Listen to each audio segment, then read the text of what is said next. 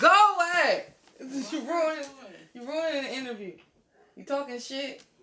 Being mean to me. I just feel like everybody should like believe in themselves no matter what and do what it is they see themselves doing. Not do something because someone else telling you is what you have to do. Remember when I didn't have shoestrings? Now I pull up, I watch that coupe swing. Big money, get money, we do things. Now I get everything I want. You know, my sis doing her thing. I salute her. She putting on for the East, putting on for High Street. You feel me? Putting on for the whole Oakland. This is your girl Ilyaya, aka Kamaiyah, born in Oakland, California. Oakland, California, we love you, baby! Next on KQED Newsroom, surviving in East Oakland. Wild West, mentally gripping parts of Oakland. Criminals shooting it out in the streets. 4 officers down and the suspect is dead. It is a grisly scene on the streets of East Oakland today.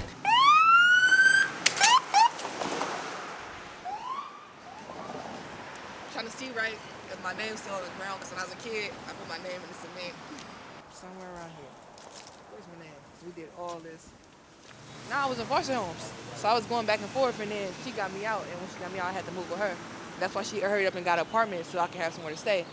Like my auntie, all her kids, my brothers, everybody in like a 2-bedroom apartment, and how we ended up in here is because my granny got evicted.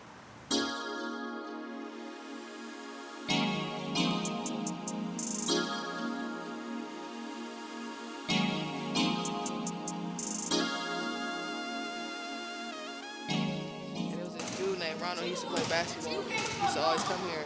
He got killed like right before his 18th birthday at Kimball's Corner, bro, the club downtown. And that's why I kind of stopped coming here. Like it was kind of depressing to come here once he passed away because a lot of people didn't want to be here. I was like 14. That was the first person I knew who passed away.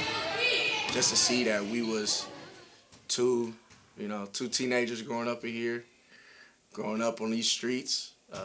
It ain't easy for nobody out here at all. Just as easy as I'm here talking to y'all right now. I could either be dead or in jail, just as easy as for her, and it goes the same.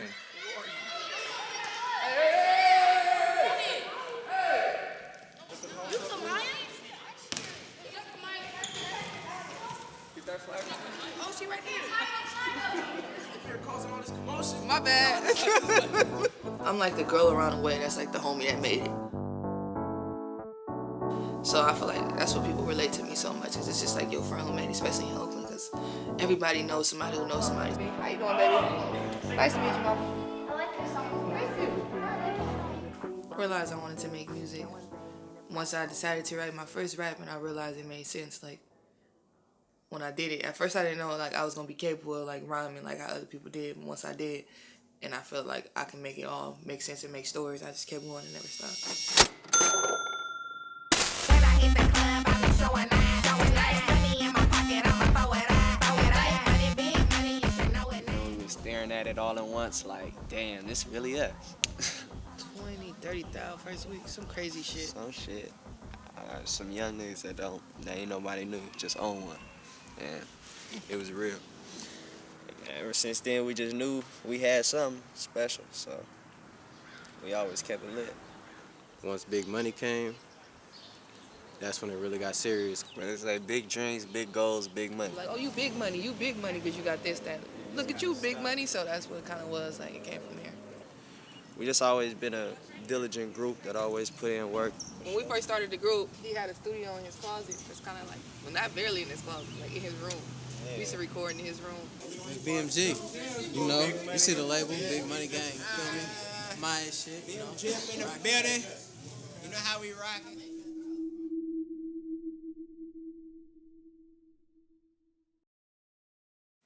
James is like my best friend since, I say 3rd or 4th grade. And, you know, I kind of like moved around a lot because I was like in foster care, so we lost touch. And in high school, I was like, I know that guy. Like when I went to high school, it was like, I know him. I think that's like one of my best friends. Like we went to school together. And then somebody else from the school like walked me over there, oh, you know her?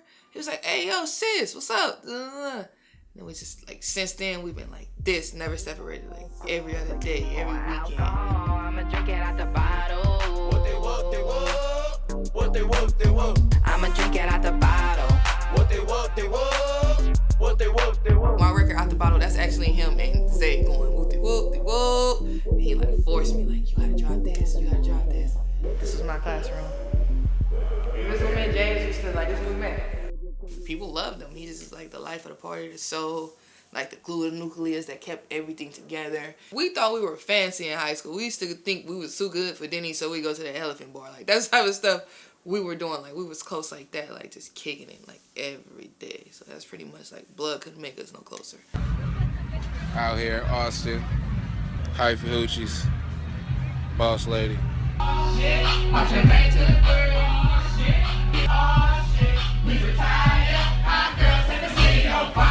James World, Kamaiyah, yeah, she gonna sell about 40 million, right?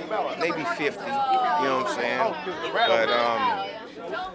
But besides Donald Trump, fuck cancer. Like he was in the hospital like on his deathbed, like, can I take this machine home? Like they air machine suit, he could just go home with it. Like, can I just take this and go home? Like he'll never let, cause he wanted us to just keep pushing.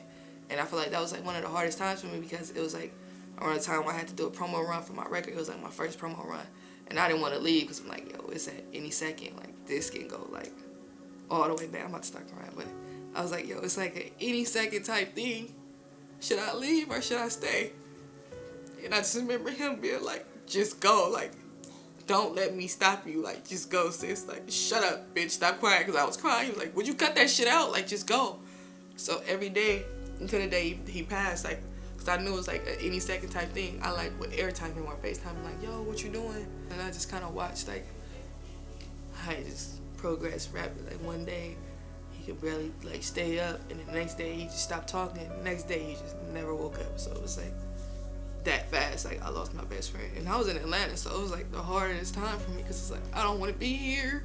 Can I get home? And it's like I can't go home. Even now it don't feel real to me.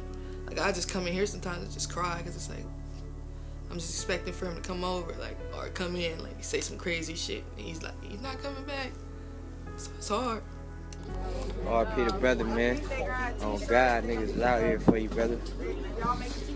R.P. James World. I wish James could have been here, you know, to see all this, you know. But he is here, but they keeping it real for him. And they ain't changed. It wasn't. I guess I could say what people see is what they get.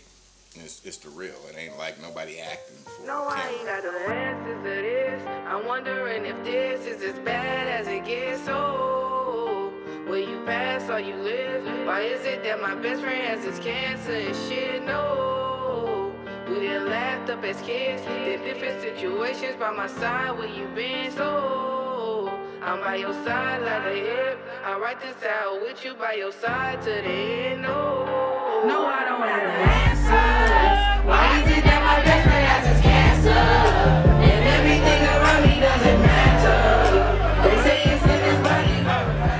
It trips me out that, you know, my son isn't here to see the success that she has at this point in her life. But I know he's looking down on her right now, and he's smiling. And he's happy. I still say my son is living on through y'all, through the music, through what y'all doing out there. You know what I'm saying? It's like he ain't here, but he really is. Because it's like every time I see you on stage, I be picturing him right there with you. And I will give it up to see him live on. To raise his daughter up, cause she's so brilliant. Cause she's so brilliant. This is for my dog. I did for my dogs for James. And that came about because like when I was finishing my project, I felt like I needed to make a record for him. And then like I didn't know he ever heard, like listened to it, but I just know like once he passed, one of the hoochies told me like he just said he felt bad, like yo, I didn't know that's how she felt. He said he couldn't get to the record because he was crying so hard, cause like he realized how real it was and how severe it was. Like he may not make it. So it was just kind of like my letter to him.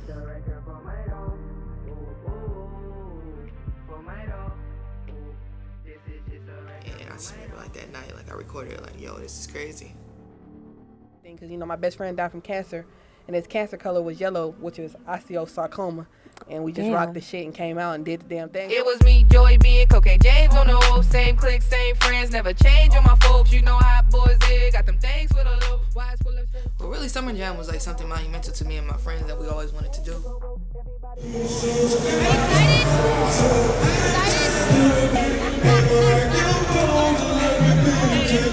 That was a life-changing experience. That was my birthday, too.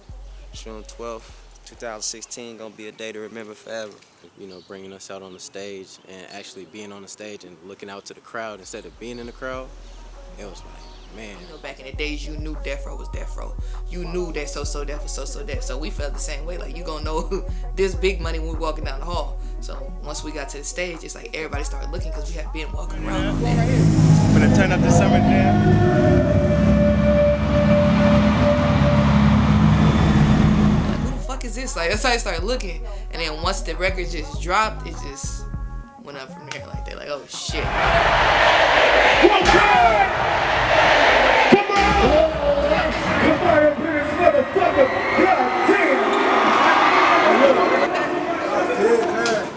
Oh, wait. That shit was wow. That nigga must have said. That came out of the yellow. That shit was hard. That shit was hard. Well, I'm Kamaiyah's oldest cousin. I'm her first cousin. She really did take her rent money and was going to the studio with it. So, oh, they didn't know that? My bad. This is what I really want to do, and if I believe and put my all into it, maybe it'll manifest and work. And that's what I did. I just like went all in, like fuck my car note, shoot a video type thing, like fuck paying rent, I'm gonna put my video on World Star. What I did was like work to support my dream. It came from real inspiration. Like, I was irritated, like I hate this job. What was that job? I was a security guard. How does it feel to be? That's why I say I didn't work all my life. I was tired of my job. Like, I hated my job so much. I can't just quit and pay rent and do all these things. So I had like 2 or 3 jobs just to make sure I can pay for this stuff. And then the risk all paid off and I became what I am right now.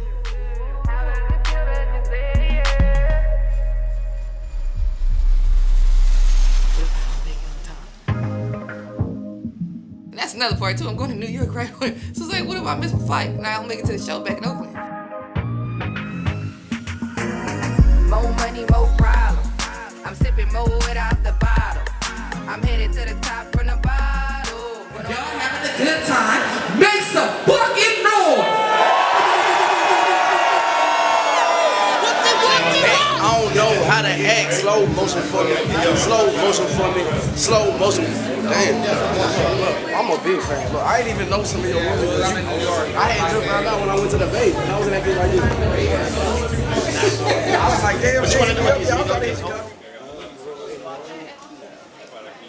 So we just landed in SF after like an 18-hour flight, well, trip to New York to do a show at 1,000 Vans. And I'm tired.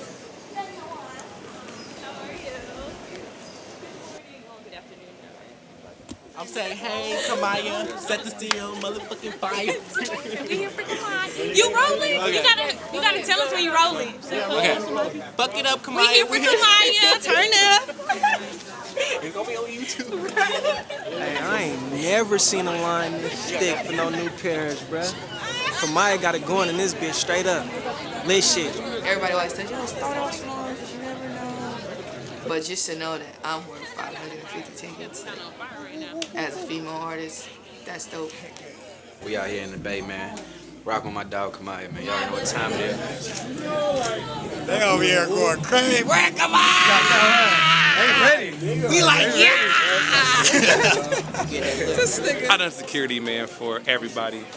Waka Flocka, Wiz Khalifa, and I've never seen anybody rock the crowd like that. The crowd was so in tune with Miss Kamaiyah. God bless. Success in your career. You're gonna do something, girl. You're gonna do something. God bless you. Y'all know I'm nervous. Biggest show of my life. Fucking nervous. All these fucking people. It's pressure. Fucking pressure. I wanted my first show to be something of which you looked at me as an icon and a superstar and not just a local artist from around the way.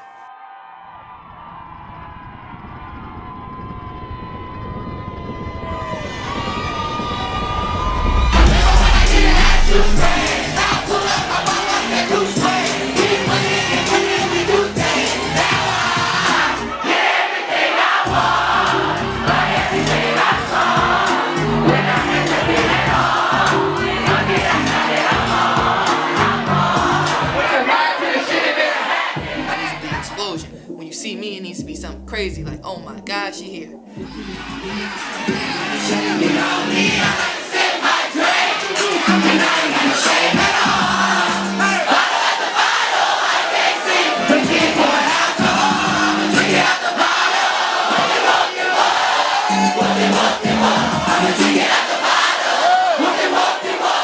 I think like 10 years from now, I'm gonna be like one of the biggest female rappers in the world, if not the biggest.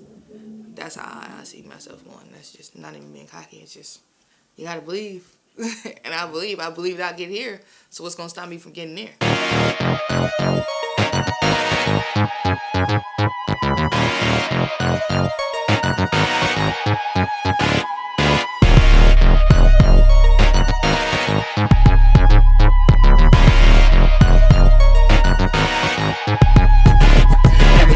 Rolex, them niggas give me slow neck. I pull up in the Benz now, daddy, this ain't no Lex. You so stressed and so pressed, got no hoes, get no sex. Not me, baby, I'm swagged up with Moga. I'm bossed up, shorty, lost up, shorty. You gon' need Jesus if you cross us, shorty.